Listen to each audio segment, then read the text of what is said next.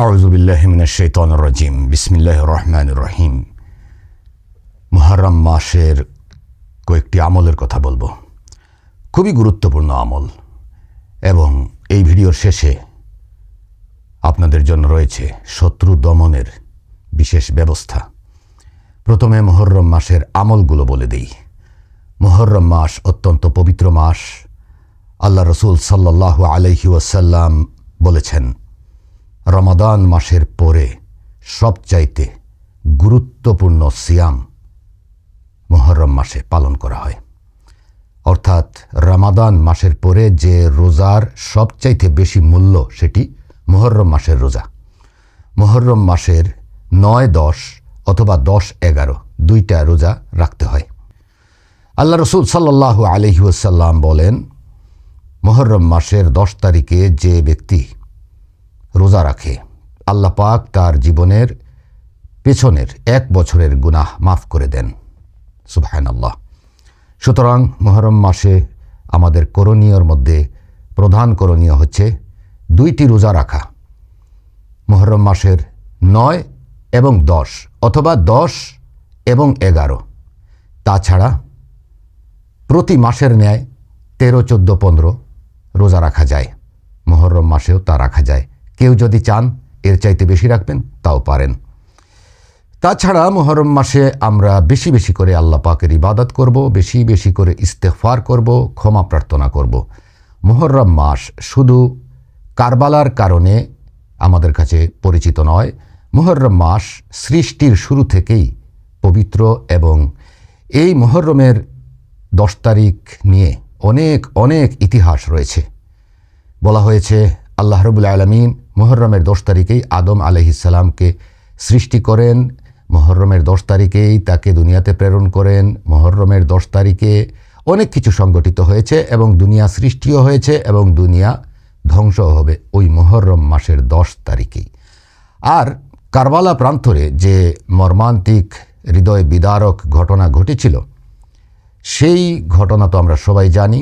হযরত ইমাম হুসাইন রাদিয়াল্লাহু তাআলা আনহুকে অত্যন্ত নির্মমভাবে শহীদ করে ইয়াজিদের দল। অতএব আমরা সেই দিনকে স্মরণ রাখব এবং আমরা আল্লাহর কাছে দোয়া চাইব।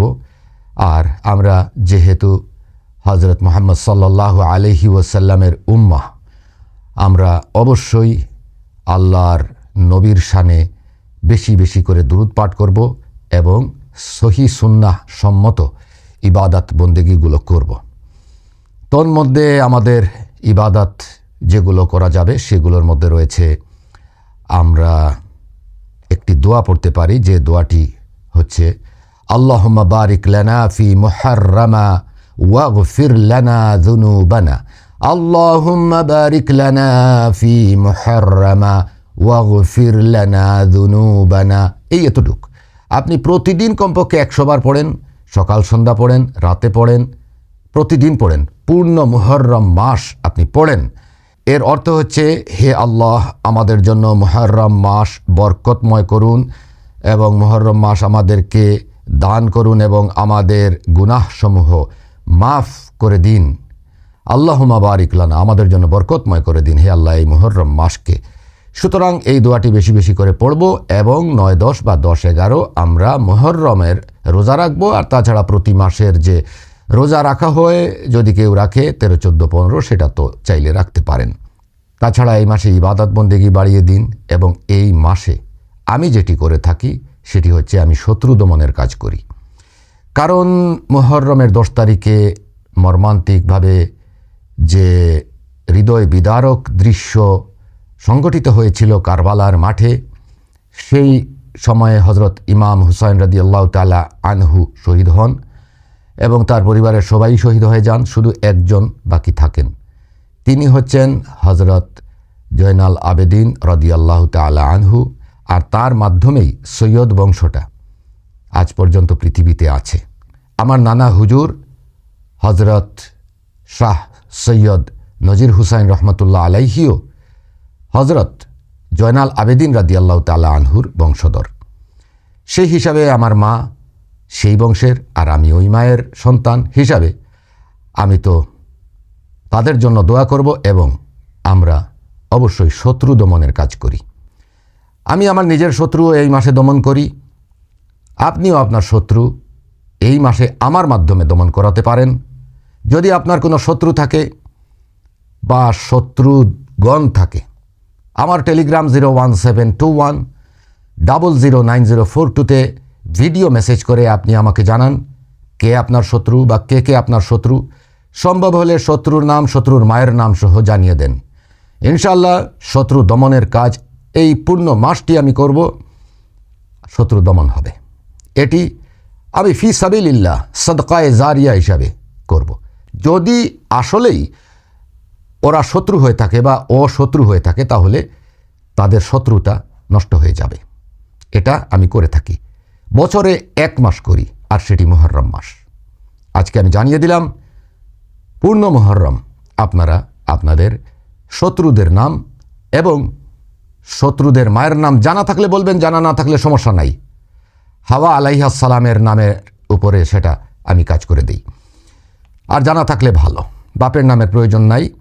লম্বা ভিডিও করবেন না, 30 সেকেন্ড বা 1 মিনিটের ভিডিও মেসেজ করে আমার কাছে জানাবেন কে আপনার শত্রু বা কে আপনার শত্রু। ইনশাল্লাহ দমনের কাজটা আমি করব। আমাকে আপনি জিজ্ঞেসও করতে হবে না, আমার কাছ থেকে খবরও নিতে হবে না। ওইটা আমার উপরে আপনি দায়িত্ব ছেড়ে দিবেন। আমি ধারাবাহিকভাবে 24 আওয়ার্স এই সমস্ত কাজ করি এবং আমার নিজেরও যারা শত্রু আছে এই মাসেই আমি দমন করি ইনশাআল্লাহ। এটা আমাদের আধ্যাত্মিক জগতের একটি বিষয় এবং এটি আমাদের জন্য করা একান্ত জরুরি, কারণ শত্রু চতুর্দিকে বেড়ে গেছে।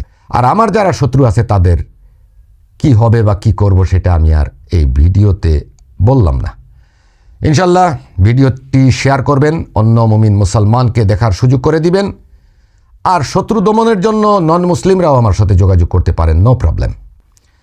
নন মুসলিমদেরও আমি কাজ করে থাকি। আশা করি ভিডিওটি অনেকের উপকারে আসবে। সবাই ভালো থাকবেন, সুস্থ থাকবেন।